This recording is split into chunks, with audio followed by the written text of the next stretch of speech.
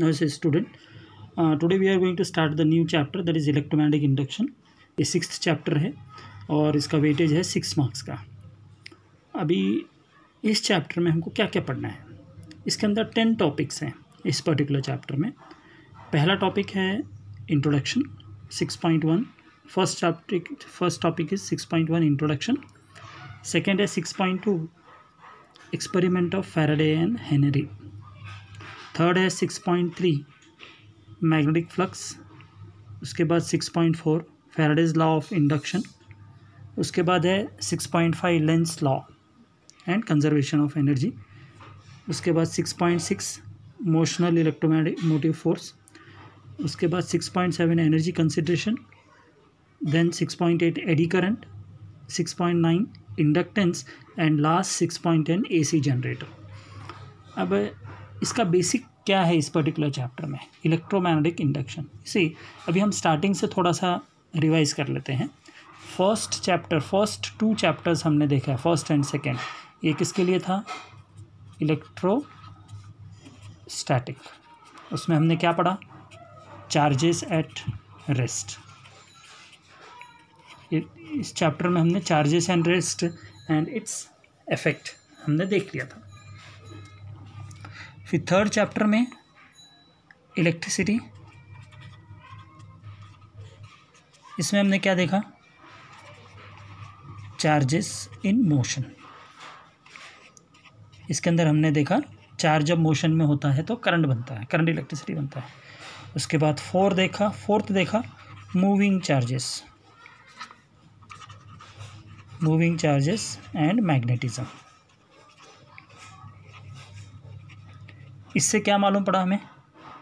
इससे ये मालूम पड़ता है कि जब चार्जेस मोशन में है तो करंट इलेक्ट्रिसिटी बनता है और उस वायर के चारों तरफ मैग्नेटिज्म विल जनरेट।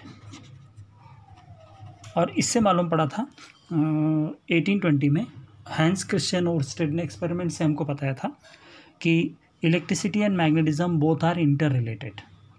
ओके, तो इसके बाद साइंटिस्ट सोचने लगे अगर चार्जेस मूव होते हैं तो करंट इलेक्ट्रिसिटी बनता है और करंट इलेक्ट्रिसिटी बनने के बाद मैग्नेटिज्म होता है।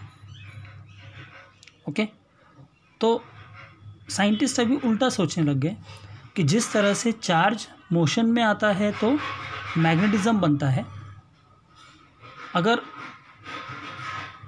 मैग्नेटिक फील्ड को अगर हमने मोशन में लाया तो इलेक्ट्रिसिटी बनना चाहिए।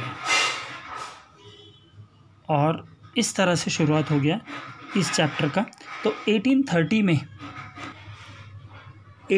में Michael Faraday, okay, Michael Faraday, ये कहाँ के हैं थे? इंग्लैंड के। और दूसरे थे जोसेफ हेनरी।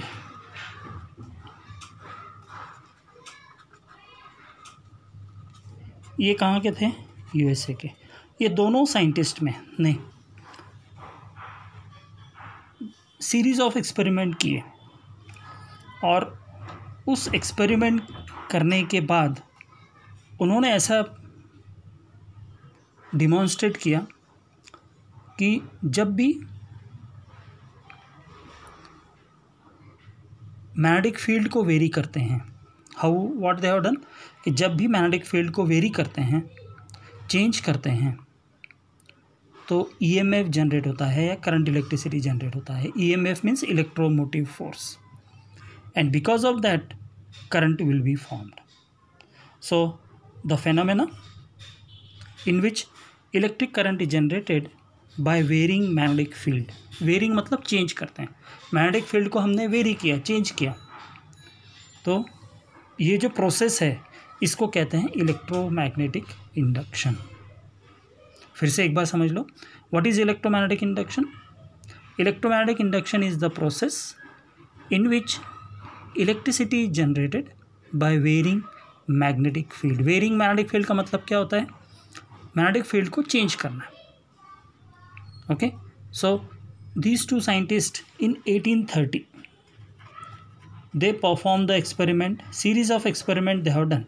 अभी एक एक करके हमको एक्सपेरिमेंट देखना है, और वो एक्सपेरिमेंट करने के बाद उन्होंने डिस्क्लोज किया कि जब हम मैग्नेटिक फील्ड को चेंज करते हैं, वेरी करते हैं, ओके, तब इलेक्ट्रिसिटी जनरेट होता है. So these experiment are called as Faraday Henry experiments.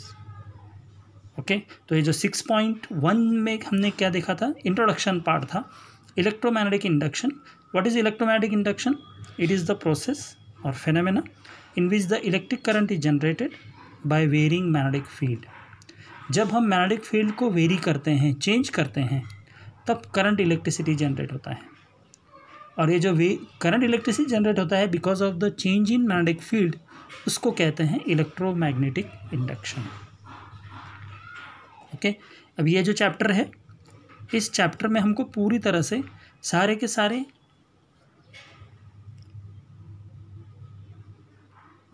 Points हैं जिसमें हमें ये पढ़ना है कि जब मैग्नेटिक फील्ड को वेरी किया जाता है, मैग्नेटिक फील्ड को जब चेंज किया जाता है, तो इस वजह से क्या हो रहा है. तो इस वजह से हम देखेंगे कि करंट इलेक्ट्रिसिटी जनरेट हो रहा है. सो ये चैप्टर भी इम्पॉर्टेंट है, 6 मार्क्स का चैप्टर है. ओके, थियरी के लिए भी और सीईटी के लिए भी, नीट के लिए भी. So in the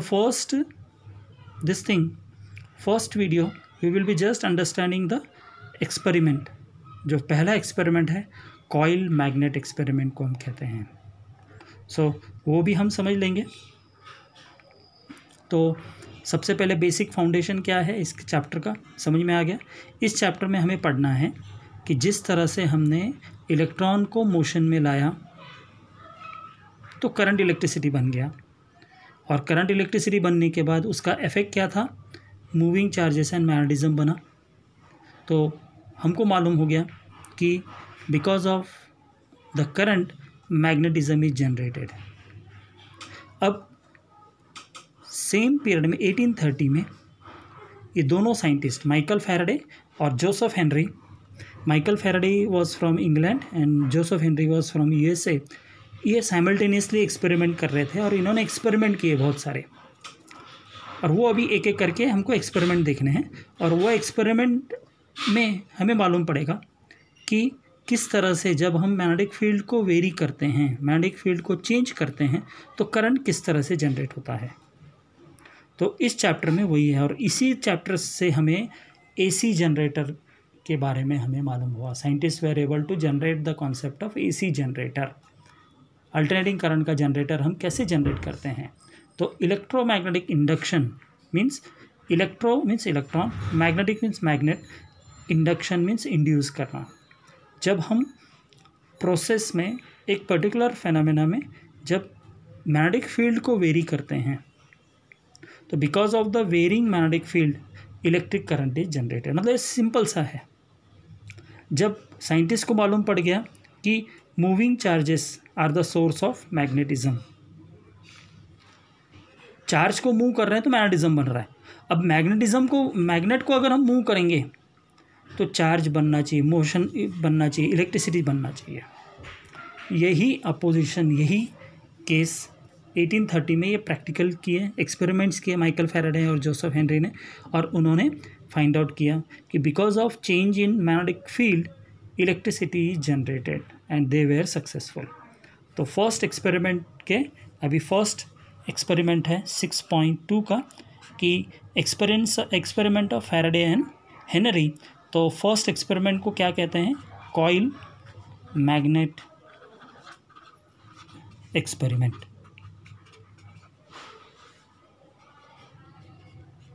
this is the first experiment that is called coil magnet experiment. Simple सा एक्सपेरिमेंट है. इसमें इन्होंने क्या किया,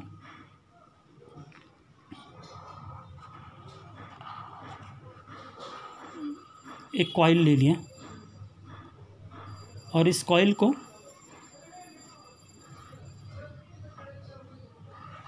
गैल्वामीटर से कनेक्ट कर दिया, और ये जो जगह है प्लेस में, इसमें उन्होंने क्या किया, मैग्नेट है ये,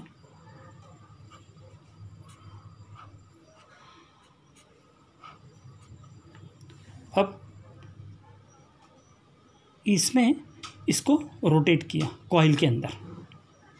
okay, what they did, they have taken the copper coil and to this copper coil they connected a galvanometer. कोई भी बैटरी कनेक्ट नहीं है, कोई भी सेल कनेक्ट नहीं है, सिर्फ क्या कनेक्ट किया हुआ है, कॉपर कॉइल है. This is called as the coil, copper coil. और ये कौन सा है, मैग्नेट है. और इस मैग्नेट को क्या किया उन्होंने, मूव किया फास्टली. किसके अंदर, इस कॉइल के अंदर. तो दे वर सरप्राइज्ड टू सी दैट जब ये मैग्नेट को जोर से फास्टली अंदर लेके जा रहे थे तो ये जो गैल्वामीटर है it was giving deflection in one side. Deflection दिया उसने एक तरफ. और फिर जब ये मैग्नेट अंदर चला गया और फिर मैग्नेट को फिर से बाहर लेकर आए, तो बाहर लेकर आएंगे तो पहले कौन सा साइड जा रहा है, नॉर्थ पोल अंदर जा रहा है, और बाहर आते समय में कौन सा आ रहा है, साउथ पोल पहले बाहर आ रहा है. जब साउथ पोल आ रहा है तब उन्होंने देखा कि गैल्वामीटर जो पहले अपोजिट जो डायरेक्शन था उसके अपोजिट डायरेक्शन में भी डिफ्लेक्शन दे रहा है. तो what this shows that when the magnet is moved fastly in the coil the galvanometer is giving deflection. और एक बार समझ लो, इन्होंने क्या किया, इस कॉइल के अंदर ये मैग्नेट को ज़ोर से घुमाया और जैसे ही मैग्नेट ज़ोर से घुमा तो गैल्वामीटर में वन साइड डिफ्लेक्शन दिया. और फिर मैग्नेट को बाहर निकाला, तो जैसे ही बाहर निकालेंगे तो उन्होंने देखा कि जो गैल्वामीटर है वो अपोजिट डायरेक्शन में डिफ्लेक्शन दे रहा है. तब इनको मालूम हुआ कि ये जो मैग्नेट है ये मैग्नेटिक फील्ड को हम चेंज कर रहे हैं, फास्टली रोटेट कर रहे हैं. किसके अंदर, कॉपर कॉइल के अंदर. और कॉपर कॉइल को किससे कनेक्ट किया हुआ है, गैल्वामीटर से. तो इससे क्या मालूम हो गया कि ईएमएफ करंट जनरेट हो रहा है इसके अंदर. फिर इन्होंने क्या किया, इस मैग्नेट को धीरे लेके गए. तो when they have move this magnet very slowly they sought that the galvanometer is showing very slowly. When they brought the magnet outside very slowly, they saw that the magnet is also deflection is also giving very slowly. तो इसका मतलब क्या है कि जो magnet का motion है वो डिफाइन करता है करंट कितना जनरेट होगा. फास्टली अगर मैग्नेट को मूव करेंगे तो ज़्यादा करंट होगा, और ज़्यादा करंट होगा तो फास्टली डिफ्लेक्शन देगा. फिर इन्होंने नेक्स्ट स्टेप में क्या किया, ये मैग्नेट को ले आके सिर्फ रख दिया अंदर, मूव नहीं किया. दे वर सरप्राइज टू सी अभी कोई भी डिफ्लेक्शन नहीं हो रहा है. तो इसका मतलब क्या है कि जब मैग्नेट को हम मूव नहीं कर रहे हैं, मैग्नेट को जस्ट अंदर ले आके रख दे रहे हैं, रेस्ट में रखते हैं without motion, there is no induction of current.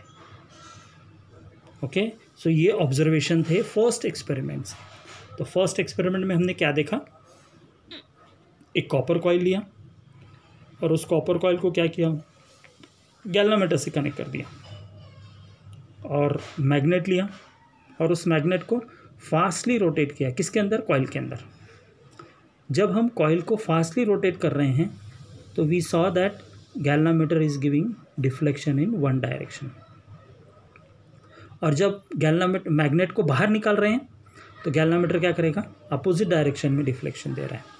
तो नॉर्थ पोल और साउथ पोल जब अंदर जा रहा है तो अंदर जा रहा है नॉर्थ पोल से, और बाहर आते समय में कैसे आएगा, साउथ पोल के बाहर आ रहा है. सो ये अपोजिट डायरेक्शन में डिफ्लेक्शन दे रहा है. सो और one more thing they have seen कि ये मैग्नेट को अगर हमने जस्ट रेस्ट में रख दिया विदाउट मोशन, तब क्या हो रहा है, गैल्वामीटर डिफ्लेक्शन नहीं दे रहा है. So what they concluded from this experiment, when the magnet is not moving in the coil, no current is induced. So what they have concluded, that they concluded that whenever the magnet is moved fastly, the galvanometer will give the deflection. और deflection of the गैल्वामीटर ज़्यादा होगा, कब ज़्यादा होगा, अगर fastly move करेंगे. तो अगर मैग्नेट को रेस्ट में रख दिया तो करंट जनरेट नहीं होगा.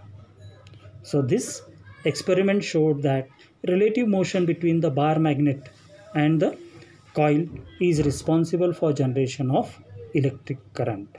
ओके, अभी हम सेकेंड वीडियो में दूसरा देखेंगे एक्सपेरिमेंट।